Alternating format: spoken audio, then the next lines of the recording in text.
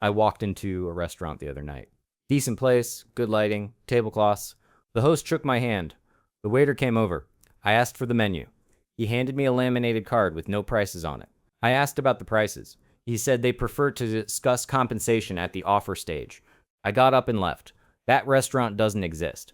But I couldn't stop thinking about it, because millions of people do the exact same thing every day with job applications. They send a resume, they do a phone screen, they do a first round, they do a second round, a third round with a panel of 7 people including someone from finance, a skills assessment, a case study, 3 reference checks. Then after 3 weeks of that, they get an offer. And the offer is $62,000, and they were making $64,000 at their last job. That is the system. That has been the system for a long time. And I think this is the first generation that's actually refusing it. Not complaining about it, not blogging about it, refusing it, ghosting the recruiter, closing the tab, moving on. The image I keep coming back to while writing this is a blind menu. A restaurant where you don't see the prices before you order. The entire hiring process without salary disclosure is a blind menu. You sit down, you invest your time, you engage with the staff, you rearrange your whole schedule for a tasting, and you won't find out what any of it costs until they hand you the check. If you ever feel like you're the only one thinking about this stuff, subscribe. I write these down every week. I keep coming back to the blind menu because it explains everything. The first thing you need to understand is that this was never an accident. Companies did not forget to put the salary in the job posting. They are not confused about what they are willing to pay. They have budget lines. They have HR software. They have benchmarks. They know exactly what number they are willing to offer before you have sent a single email. The decision not to show that number is deliberate.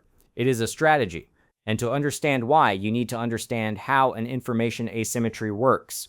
In any negotiation, the party with more information wins on average. Not always. On average. If you are buying a used car and you know it has a transmission problem and the seller does not, you have leverage. If you are selling a house and you know the neighborhood is about to get a new metro station and the buyer does not, you have leverage. Information is leverage. In a salary negotiation, the employer knows 3 things that you do not. First, they know the exact budget range for the role. Second, they know what the last 10 people they hired for that role were paid. Third, they know how urgently they need to fill the position.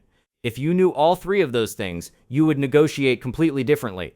You would know whether you are talking to someone who has flexibility or someone who is desperate. You would know whether the number they first quote you is their ceiling or their floor.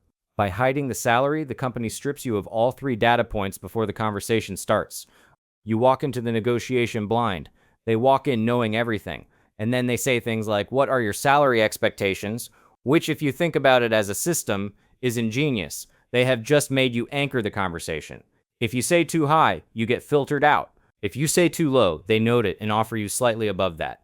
Either way, you have handed them your information before they handed you any of theirs. That is the machine. It is not a conspiracy. It is just how incentives work when one side has something to lose from transparency and the other side has not yet organized to push back. But here is what I find interesting. This system worked for decades because it had a fundamental enabler. Workers could not easily find out what other people in the same role were being paid. There was no infrastructure for that. You might ask a friend, you might hear a rumor, but there was no systematic way to know that your company was paying the new junior hire 30% more than you because they negotiated better on the way in. You just did not know. The opacity was self-reinforcing. Then 2 things happened roughly around the same time, and they broke the machine in a way that cannot be undone. The first thing was salary data going public. Glassdoor existed before Gen Z entered the workforce, but the quality and volume of data got dramatically better as more people contributed. Then LinkedIn started showing salary insights. Then dedicated platforms like Levels.fyi and Blind built entire communities around salary transparency in tech specifically. And then critically, government transparency laws started requiring the actual numbers to appear in job postings in certain states. As of 2026, 16 states have enacted pay transparency laws, with dozens more municipalities passing similar requirements. And here is the part that people miss. Remote job postings are subject to pay transparency laws in most states where the work could be performed, meaning multi-state and remote first employers may need to comply with the strictest applicable law across all hiring locations. A company in Texas that posts a remote role, if that role can be done from Colorado or New York or California, may have to include the salary. The laws are spreading in reach faster than they are spreading in geography. The second thing that happened was TikTok. I say that without any irony. TikTok and Instagram and YouTube created a cultural infrastructure where people started sharing their exact salaries, their exact offer letters, their exact negotiation outcomes publicly in front of millions of people. Gen Z workers are sharing detailed salary breakdowns on TikTok, Instagram, and Reddit, helping strangers benchmark their worth and identify when they are being underpaid. This is not small. Think about what that actually does to the information asymmetry machine. The machine runs on workers not knowing what the market rate is. When you post your offer letter from a major tech company with your base salary and your equity package and your signing bonus, you are injecting market data into the ecosystem. Every person who watches that video now has a data point. They add it to the free data points they got from Glassdoor and the one they got from their college friend who works in the same industry. They walk into the interview with actual information. The machine starts to lose its advantage. I used to think this was just about individual leverage. I actually think now it's about something bigger. It's about a generation having a completely different relationship with the entire ritual of job searching. Think about what millennials were told in the 2010 era job market. The market is tough. You should be grateful to get an interview. Do not ask about salary until they bring it up. Do not negotiate too hard or you will seem greedy. Take any experience you can get at first. The advice was optimized for a market where employers held most of the leverage. Unemployment was high. Young people were competing for a genuinely limited number of decent roles. Gen Z entered a completely different labor market in the early 2020s. The Great Resignation happened. Remote work expanded the number of employers any individual could realistically work for, from maybe a few dozen in their city to potentially thousands globally. The freelance and creator economy created visible exit ramps out of traditional employment, and inflation from 2021 onwards made the cost of getting a job wrong measurably expensive. Rent went up, groceries went up. The gap between a $70,000 salary and a $90,000 salary was not theoretical. It was whether you could afford to live somewhere decent or not. For a cost-burdened generation, from stagnant wages to high living costs, young people are notably steering clear of open roles if companies choose not to list their salaries in the job descriptions. So now you have a generation that grew up watching people openly share salaries online, that came into the workforce during a period of real wage awareness, and that has the tools to know roughly what the market pays for any given role before they apply. And you are asking them to sit through 4 interview rounds before you will tell them the number. You are asking them to keep eating from the blind menu. Some 44% of Gen Z college graduates say they would pull out of an application, even by ghosting the recruiter, if the salary range was not disclosed during the interview process. For Gen Z, wage transparency is not a preference, it is a non-negotiable. And the older generations read that statistic, and they say entitled. That is the word that always comes up. Entitled. I want to push back on that framing, not because it is mean, but because it is analytically wrong. Entitlement is when you expect something you have not earned. Wanting to know the price of something before you buy it is not entitlement. That is rational consumer behavior. You would call no one entitled for refusing to order at a restaurant that will not show them the prices. The thing that feels like entitlement is just calibrated self-interest meeting a system that was designed to exploit the absence of calibrated self-interest. Let me go a layer deeper, because here is where the story gets interesting. You might be thinking, look, companies post salary ranges now. Problem solved. The market pressure worked. They adapted. Here is the problem. A lot of what they are doing is not transparency. It is performance of transparency. And it might actually be worse than just saying nothing. Walk with me through this. A company posts a job. The salary range is listed as $60,000 to $120,000. That is a $60,000 range for a single role, which tells you essentially nothing. It tells you that the role pays above minimum wage and below partner track. It is calibrated specifically to technically comply with the requirement while revealing zero actual signal. I have seen ranges of $40,000 to $150,000 for a single position. For context, the difference between $40,000 and $150,000 annually over a 5-year period, accounting for the compounding effect of your next salary negotiation being anchored to your current one, is not just $110,000 per year. It is probably closer to $400,000 in cumulative earnings difference, if you account for how salaries stack over time. Posting that range and calling it transparency is like a restaurant writing on the menu. Your meal will cost somewhere between $6 and $400. Technically, you told them. Employers should focus on specifics and tighten their salary ranges for positions. Salary ranges have widened in recent years, particularly with pay disclosure requirements, so tightening them could improve transparency and attract workers. If you're still here, you're the kind of person who actually sits with this stuff instead of scrolling past it. I see you. The comically wide range is what I call the ghost menu. It is the blind menu with printing on it. It looks like a menu. It has fonts and formatting. There are words on it that resemble prices. But you still cannot tell what dinner is going to cost. And the whole point was never to hide the salary from you. The whole point was to make you commit your time and emotional energy to the process before the number becomes real enough to walk away from. Here is the psychological mechanism at play. There is a concept in behavioral economics called the sunk cost effect. Once you have invested time, you start to value the outcome more regardless of whether the outcome has changed. Companies understood this, probably not consciously in most cases, but they built a system that perfectly exploits it. 4 rounds of interviews is not 4 rounds of interviews because they need 4 rounds of information to make a decision. It is partly because by round 4, you have told the story of this job to your partner. You have started imagining what the commute will be like. You have mentally decided what you will do with the signing bonus. And then when the offer comes in at a number that would have made you decline the initial application instantly, you consider it.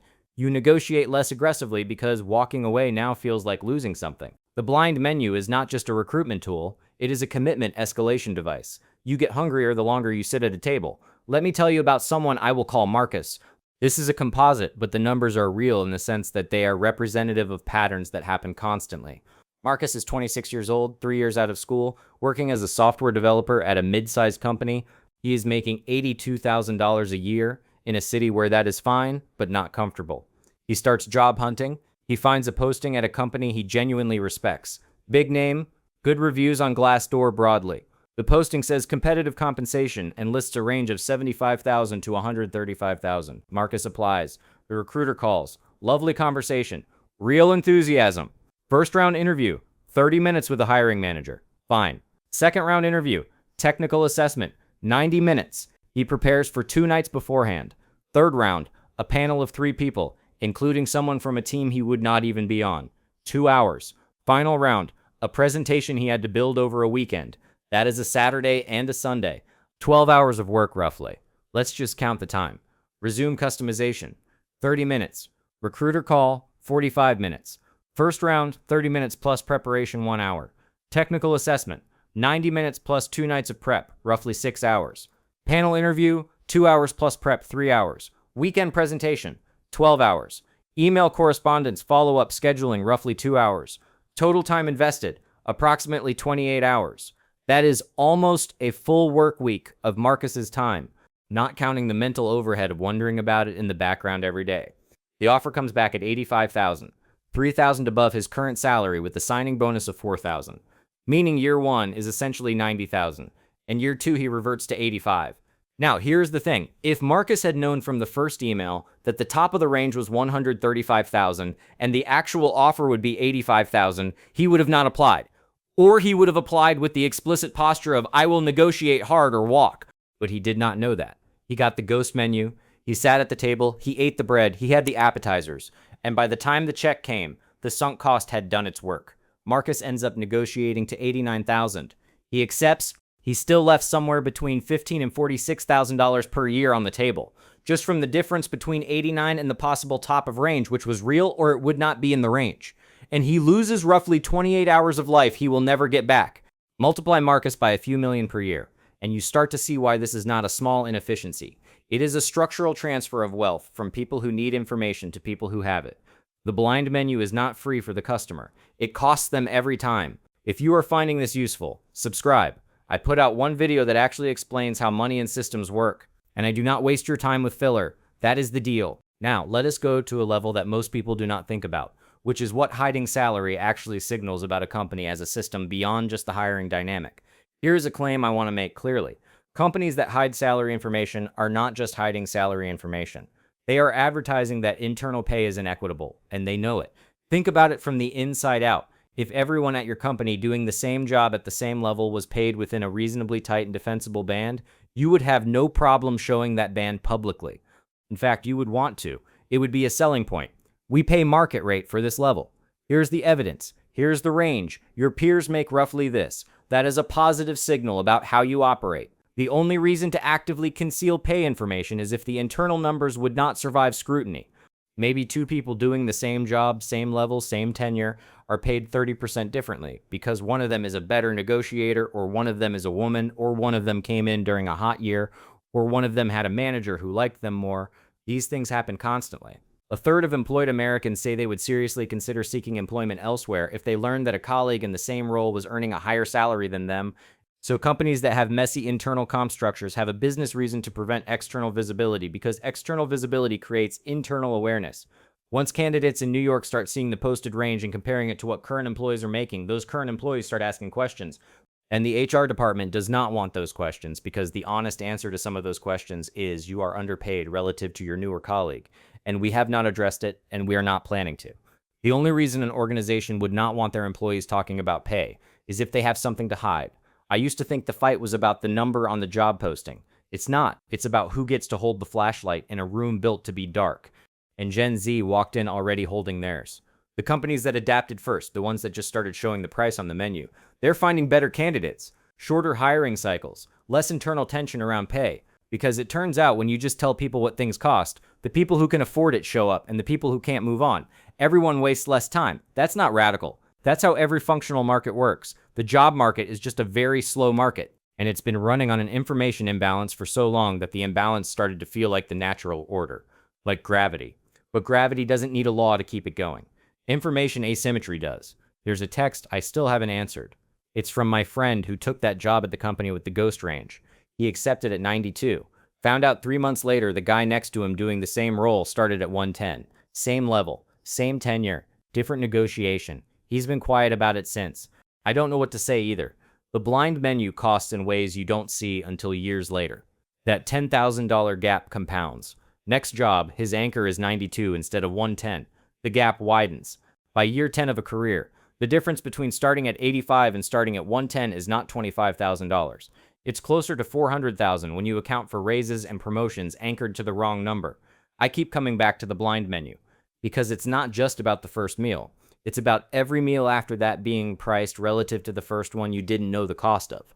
The restaurant sets your reference point, and once it's set, you carry it into every other restaurant you ever walk into. Gen Z is not refusing to play a game they're bad at. They're refusing to play a game that was designed to be played in the dark. And they have the flashlights now. That's the actual story. Not entitlement, not laziness. Just a generation that grew up with access to information and decided they'd rather know the price than guess it. The shift away from hidden salaries is not actually the most important change happening here. The more interesting change is what the act of requiring salary transparency does to internal company pay structures over time. When a company is forced to post a range, people inside start Googling the posting. They find it, they see the range. If they're below it, they know, and they start looking. This is uncomfortable for companies, but excellent for workers. The long-running quiet subsidy where new hires negotiated better while existing employees stagnated, that becomes visible. And once something is visible, it becomes a problem that has to be solved rather than one that can be ignored. The flashlight doesn't just light the menu, it lights the whole kitchen. The meta point is this. The entire fight over salary transparency is not really about whether job postings should include a number. That's just the surface.